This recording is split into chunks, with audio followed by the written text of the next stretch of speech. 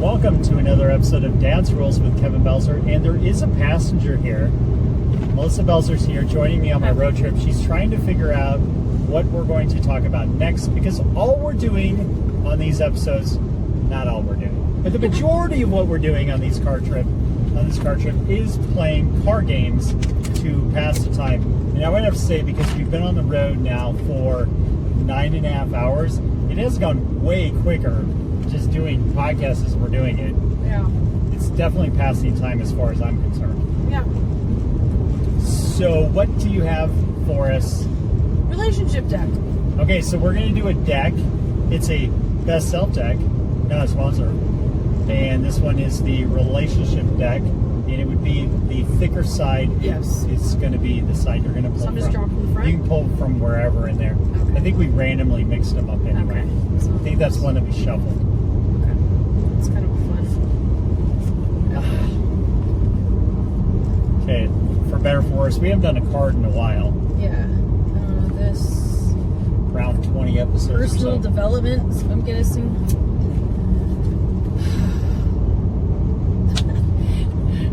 How should we use 3 wishes from a genie? We already had that question in a thing. Well, no. That one Silly was silly. wishes. All right. This is going to be normal. So Okay, if we so- only get 3 total, Yeah, because we're gonna have to decide on 3 wishes. okay, well, one has to be money. So it's Yep. it's got to be money, no Okay. matter what. Agree. And there's certain things genies can't do according to folklore. They can't do anything involving health Or love. or love. Yes, they can't do either of those things. Yeah. They can give you money. Okay.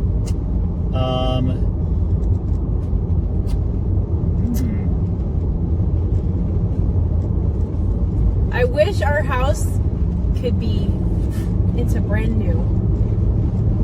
It's a wish. It is a wish, but you'd want to get very specific, because what did we learn years ago from James Harness? You have to be very specific on your Yes, wishes. but like, okay. Okay, so James Harness, back when we played D&D, he had it to where you could roll at the beginning of every day to see if you got to talk to the gods of the dwarves, the elves, all that kind of stuff. And if you did, the way the gods were treated in D&D is that you could get a wish. Okay? But James is very ornery. So what I did is, one time I rolled it, you had to roll a very specific number. Like, it wasn't like roll, you have a 5% chance, something like that. Nope, it'd be a specific number that he'd picked that you had to roll. And I rolled it one day, and I'd been waiting, and I wished for a yellow towel. Yes, you did. And because what it is that's from Hitchhiker's Guide to the Galaxy, that a yellow towel is the most handy thing you could ever have in the Hitchhiker's Guide to the Galaxy world. This So is the best. I asked for a yellow towel. Seems benign, just like the Stay Puft Marshmallow Yeah, because Man. I'm not going to push my luck. Anything, I'm just going to ask for something very like ordinary, Very bland. benign, very safe. So he gives me a towel that would be for a giant. It's like several feet by several feet. It's legit a blanket at that point, but it is a towel. It was a blanket. That was so funny. It was a blanket for a human, but for a giant, it would be For a a towel. giant human. So anyway, you got to be very specific. right. So, I don't know how to be okay, so you specific. want some kind of home thing done. I want all my home as it is, except for everything restored to brand new. With extra stuff in it. I don't know how to Okay. make that wish. Yeah. Make it all brand new. With Okay. new stuff. Gosh, 3 wishes. That's 2 of them. I know, honestly, it's really tough, because That's probably dumb. if you have money, Oh, you- that's true. Oh, I hadn't thought of that. You're right. 'Cause if I you don't have- need that wish. I know there's a certain dollar amount where you'd be good. That's what can make it very tough, because you can just have the money and be done. Because if you can't affect love, and you can't affect health,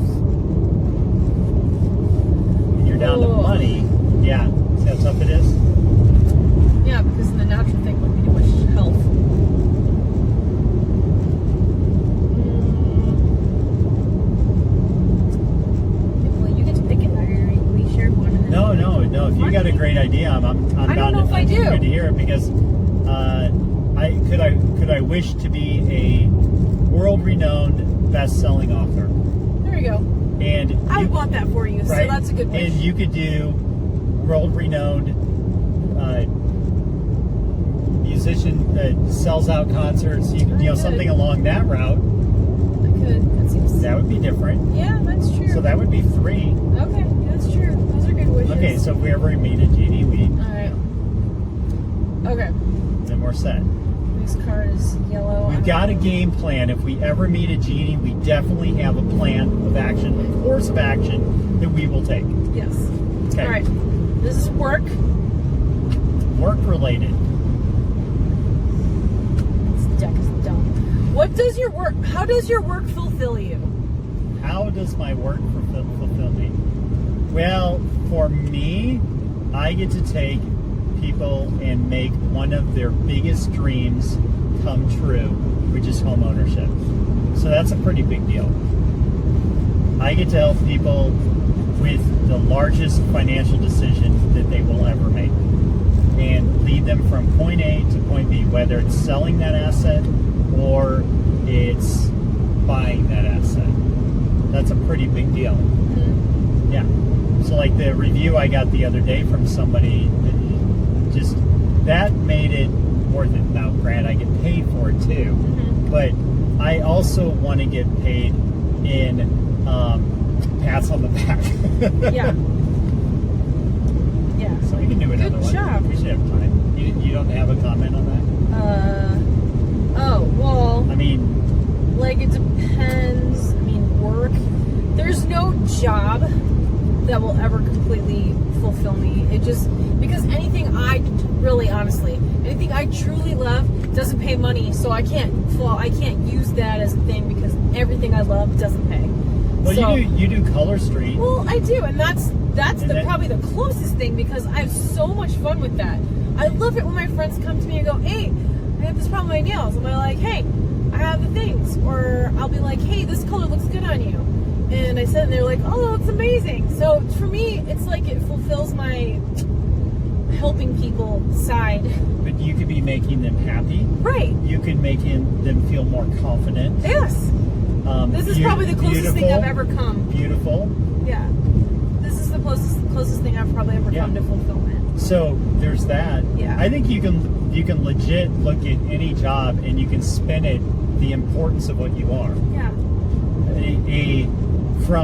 So like somebody that does housekeeping assures that people staying in a hotel have a clean, safe environment for their family. Yeah, which is cool. Somebody at the reception desk has the ability to facilitate their needs. I mean, because you're the concierge to the paid clients. Yeah.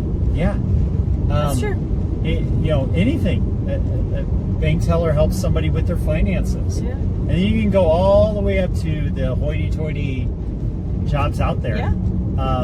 And a lot of those jobs that people may frown upon and say there's no reward in that, there is if you choose to look at it from the positive of it and go, yes, this can be a stepping stone on to moving up into the company. Yeah. Or just learning, like we were talking about this before, like you look at the time that Bubba spent working at Brian's Black Mountain Barbecue, and he in the back got to learn from a chef how to work knives and prep properly and all that. And then when he went to Colorado, it actually helped him at one of his jobs he had there, because they're like, oh, you learned a skill. But at the time, because he was young and it was his first job, he really didn't understand that the opportunity that they'd set up for him with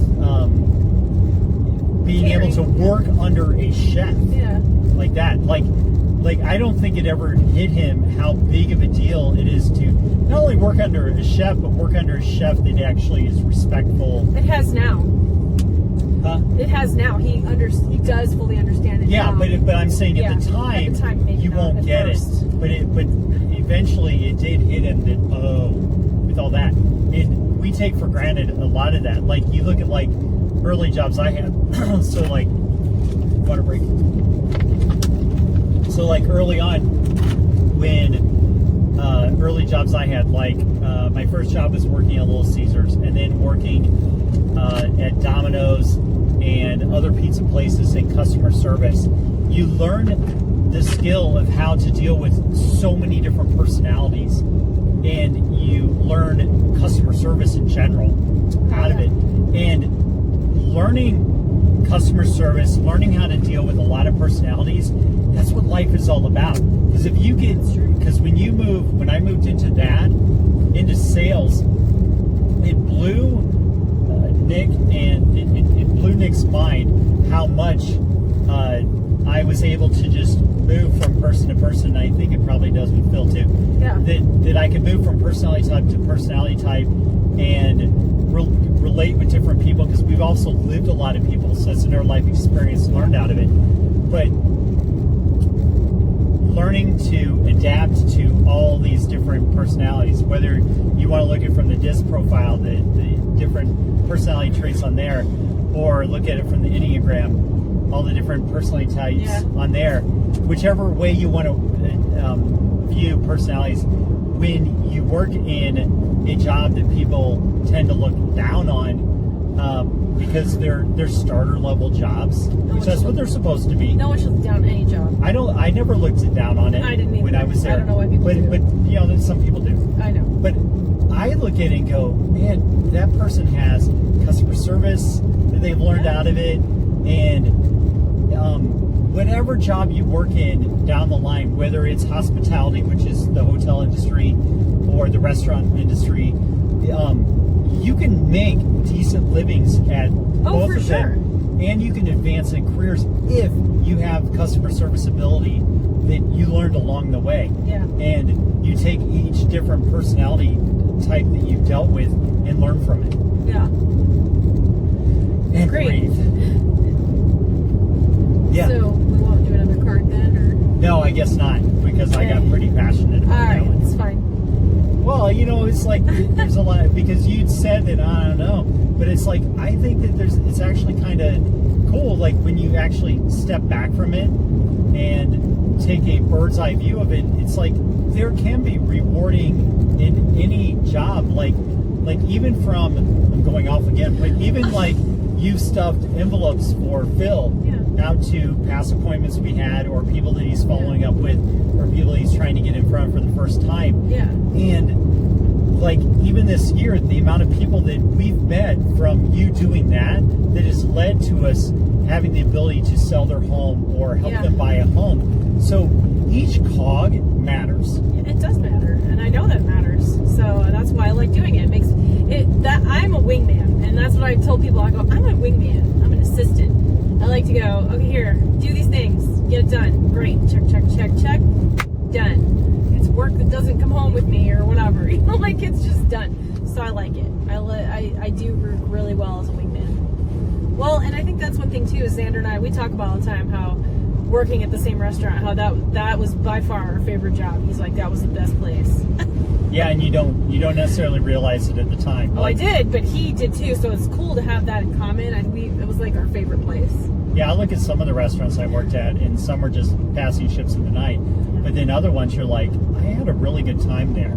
I had a really good time most of the places. Yeah. So we're gonna wrap it up there. Okay.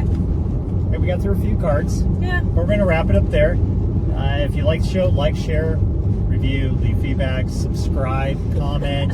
Try to remember all the things while I'm driving. Hit the swag shop, dadsrealswag.com. Until next time, go out and be the kick-ass adult I know you all can be.